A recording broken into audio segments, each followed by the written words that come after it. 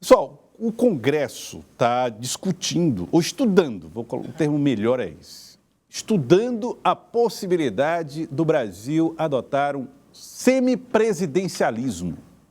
Essa ideia poderia prevalecer a partir de 2030, segundo as discussões que devem ser travadas. A matéria não chegou a sequer começar a tramitar no Congresso, mas já desperta curiosidades. O que seria um semipresidencialismo? Estou recebendo aqui o doutor Horácio Mouzinho, advogado, que vai conversar com a gente a respeito desse tema. Doutor Horácio, boa tarde. Seja bem-vindo aqui ao Jornal do Piauí. Boa tarde, mais uma vez. Obrigado pelo convite. Bom, vamos lá. O que é? Nós vivemos hoje um regime presidencialista. Isso. O que seria o semipresidencialismo? Joel, o semipresidencialismo seria um sistema de governo similar ao presidencialismo e ao parlamentarismo, que é uma tradição assim bem típica do Brasil. O Brasil ele costuma fazer as coisas assim. Ele vê um modelo europeu, ele vê um modelo americano e ele quer fazer um modelo do meio. Sempre é isso em muitas coisas aqui no Brasil. O semipresidencialismo seria uma forma de você ter, supostamente, os benefícios do sistema presidencialista, que é a representatividade do presidente eleito e também os benefícios de um sistema parlamentarista que diz respeito principalmente à governabilidade, facilitar a governabilidade, não ter esse conflito tão grande entre presidente e Congresso. Tá. Então, Então seria papel dividido. Isso. Quem é que seria a pessoa ou a figura? Temos aqui o presidente no presidencialismo. Como se chama essa outra figura que dividiria essa responsabilidade com o presidente? É o primeiro-ministro, né? É primeiro-ministro. Primeiro-ministro. Assim como acontece na Inglaterra. Exatamente. Esse modelo ele hoje é adotado basicamente em dois países, na França e em Portugal, que explicitamente foi a inspiração dessa proposta semipresidencialista que foi apresentada ou iniciou esse estudo, essa discussão, principalmente ali no governo do Michel Temer.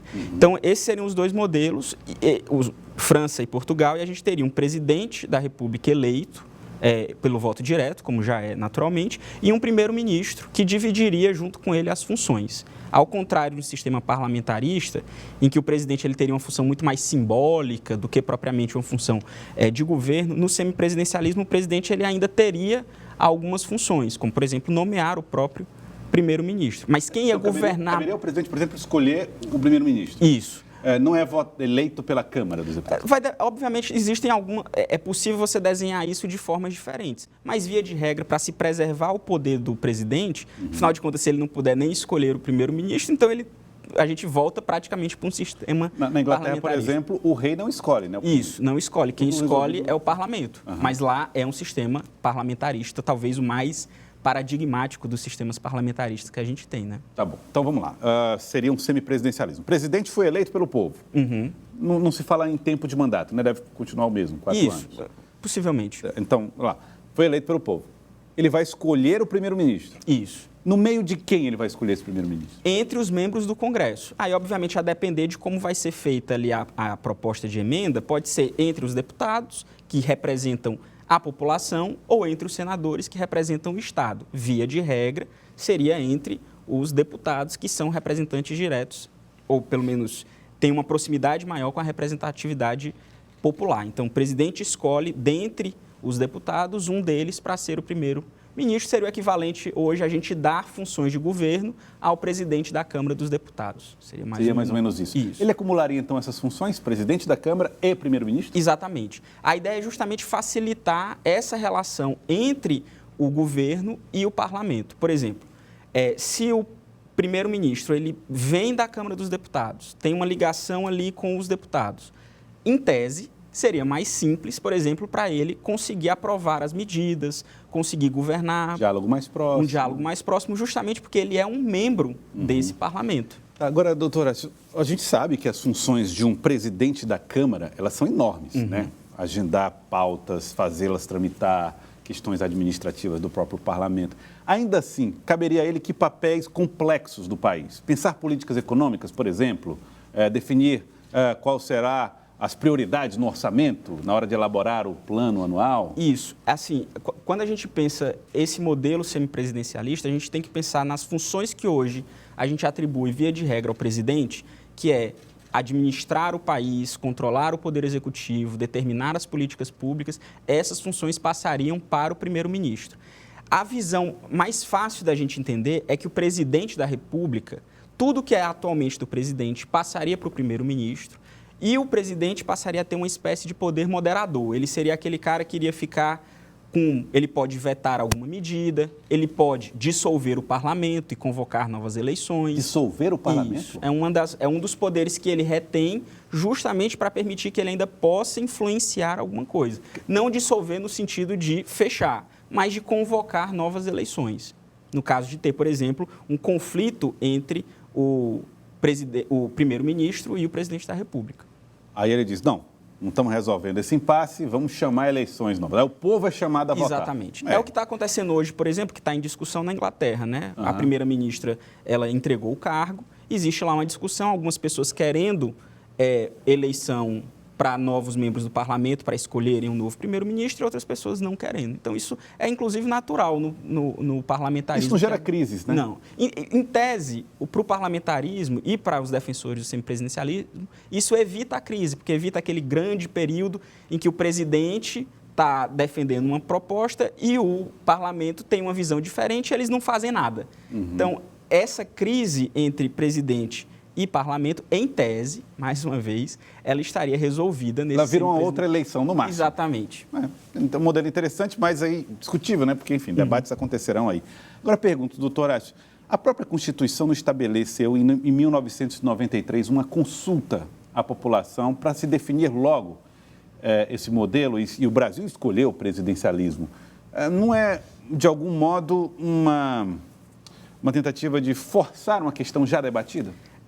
Joel, assim, existe uma frase muito famosa que diz assim, que para todo problema complexo existe uma solução simples, elegante, mas errada, né? Então, essa questão do semipresidencialismo, ela surgiu num contexto de crise. E, às vezes, isso se diz muito no direito, né, que decisões tomadas em períodos de crise, elas não formam bons precedentes, né? Porque são sempre questões excepcionais. E para nós, pessoas do povo, de cabeça quente, você não decide nada. Exatamente. Então, você decidir esse momento de crise é sempre muito complicado, porque você pensa na saída imediata da crise, mas não pensa nisso no longo prazo. O Brasil tem uma longa tradição presidencialista, houve tentativas de parlamentarismo no Brasil, que não foram bem sucedidas. E mais do que... Antes, nos anos 60, né? Isso, com o Jean Goulart. Exatamente, antes do golpe militar. Então, a gente já teve algumas tentativas de parlamentarismo. E, em 93, a população reafirmou aquilo que é a tradição brasileira, que é de um poder executivo mais forte. E, a despeito de todas as crises, a gente, às vezes, olha muito para o lado negativo, mas, pelo lado positivo, esse presidencialismo forte, ele entregou estabilidade econômica, entregou um conjunto importante de reformas estruturais, plano real, distribuição de renda, programas de inclusão social. Cada presidente pôde, sim, dar a sua cara no seu mandato. É óbvio que crises existem, mas assim como existem crises no presidencialismo, é só a gente imaginar que, por exemplo, nos últimos 20 anos, 4 presidentes da Câmara dos Deputados, que seriam candidatos a serem primeiros-ministros, foram presos, envolvidos em escândalos, assim como presidentes já tiveram envolvidos. Então, não é como se a gente estivesse resolvendo todos os nossos problemas, né? Então, eu vejo isso assim com...